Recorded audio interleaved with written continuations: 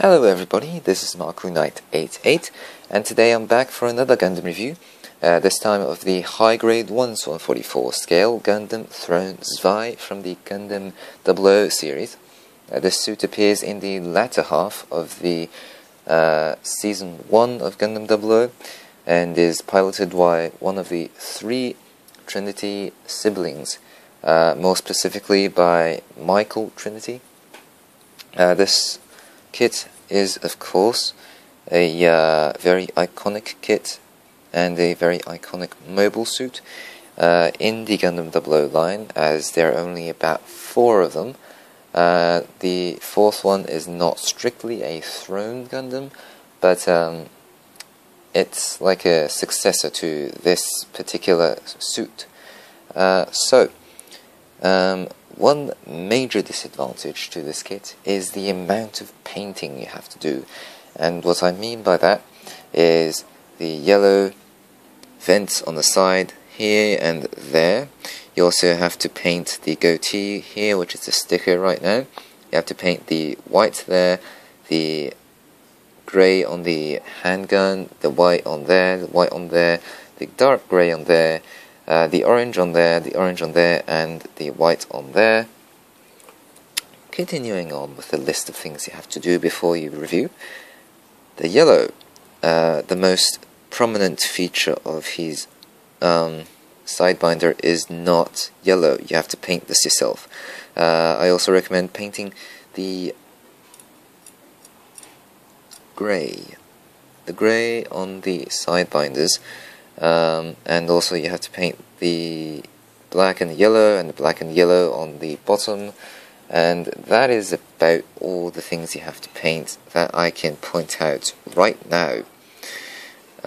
As for stickers, not a lot. I mean, it's alright for an HG kit. What I mean by that is there's a pink sticker for the camera on the top, there's a sticker for the goatee and a sticker for the eye.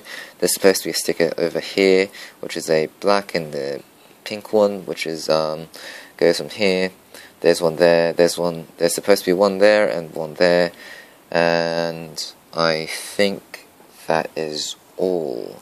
Oh yeah, there's also a sticker for this and for this, which I didn't use. I painted this. But anyway, let's just remove the sword and the gun, just for the accessories bit, but onto the articulation. This is like all HG 00 kits, very good articulation. They can easily do the chicken neck movement forwards and back. They can swing about 360 degrees with minimal problems or absolutely none. The arms can rotate 360 at the shoulders. The shoulders go this way, and the fin wiggles, and so does the beam saber. The arm also rotates 360 underneath the shoulder, bend at one joint at the elbow, and wiggle and spin at the wrist, just like what I didn't show you before. The waist is, of course, on a peg connecting from the waist to the upper waist. I'm not going to show you that today because I've discovered that there is no polycap there, and because of that, it's very easy to damage or wear down the peg. So I suggest you don't twist the waist too much. However, the side binders here can go out that much, go back in that much, rotate about there. And because it's on the peg, it sort of goes everywhere you want it to, but not too far out. The legs can bend forwards this much before hitting the side brackets. It bends at one joint here, one joint here. So it's about a 180 degree bend there. The ankles also bring forwards, and as you can see there's a gap there, and the ankles go there. The ankles can also sort of not rotate but move forwards and back enough to have the articulation of the kit and prioritize over that. That is basically all there is right now. As for the weapons, you have first the GN handgun, which is right here. I've used two different grey colours to try and separate the dullness of grey. But the thing I've discovered with enamel paints is that there are gloss varieties and there are matte varieties. I've used the yucky, glossy, disgusting versions, so if you want to do this, I highly recommend getting the Tamiya flat paints, which gives you a nice matte finish.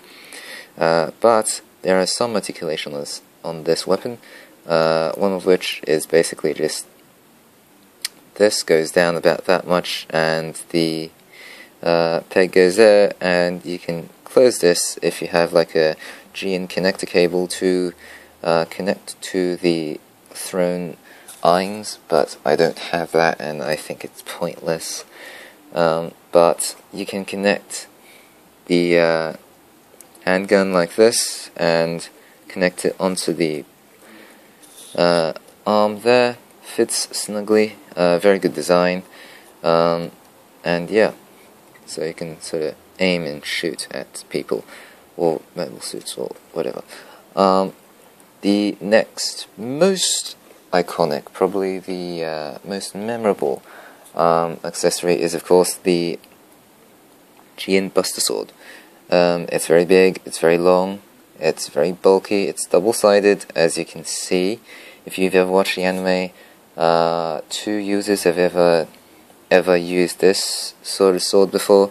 Both piloted the Zwei, but Michael uses this side and Aliel Sanchez uses this side. I think it doesn't really matter how they use it. It's a sword, it's a double-bladed sword. You have to do a bit of painting there. They give you stickers for that, as I showed you before. There's also a bit of white you have to paint on the front and there and there. No real articulation, but there's a special feature where you sort of pull the back of the handle and it reveals like a beam emitter. And what I've read on the Wikia is that this can generate a beam saber on the very tip of the blade, maybe for better penetration, I don't know. It's not featured in the anime show, so I don't actually know how it works. In the manual, it also shows you can use this bit as the secondary handle, which you can dual wield, which is basically having two hands wielding the same handle. One other problem is that this is not anime color accurate, which what I mean by that is this bit is supposed to be really dark grey, which is the cutting edge, and this is supposed to be white on the top area here, but what they have done, Bandai, again, is molded this in two separate colors, which I don't really agree with, because if you mold everything in white, it would look so much better. It's easier to paint, and you don't have to go through all the trouble of blending a dark grey and then a white on the top, and then painting this bit, which is really troublesome. But anyway, so if you don't want to do that, just close it like this. Similar to the Arc Gundam, but I think this is the Buster Sword to have. What you can do with this is there is a dock on the side of the Gundam Throne Zwei, which is right there. There's a hole here, so you can just plug it in like that. It does sort of get in the way of the Throne Zwei when you're moving him or playing with him or whatever you're doing with him. I don't really care. But yeah, it just looks really cool. The last accessory, which you can't really play with or pose with, is basically the GN Fangs, which is right here. There are 8 of these, 4 on one side. They're all on one piece, which is this giant white piece. You have to paint the yellow here to be anime accurate, because I just love the yellow on here. I had to hand paint this, which is a bit of a pain, but hey, you also have to hand paint the grey, which you can see is very glossy and very disgusting. So yeah, you can also have the Zwei holding the sword. All you have to do is, by the way, I filed down the handle here so you can slide it in just by putting it through.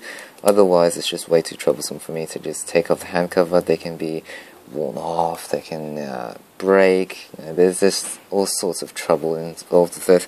but it has a steady grip, has a very tight connection to the arm, unlike the Arc Gundam, which absolutely sucked. So yes, there are some limitations to posing the sword, just because there isn't as much freedom as I'd like there to be with the kit, but just in terms of general posing and uses, this is a very, very good way of holding, which is just this and that and that, and everything that just works out very well. So yes, that is the end of the review. There are also beam sabers up here, which you don't provide the beams for. Any sort of 00 kit you have, just stuff your beam on there, doesn't really matter. So yes, that is the end of the review. Seriously, the end of the review. So I hope you enjoyed this review. If you have any comments, please write them in the comment section below.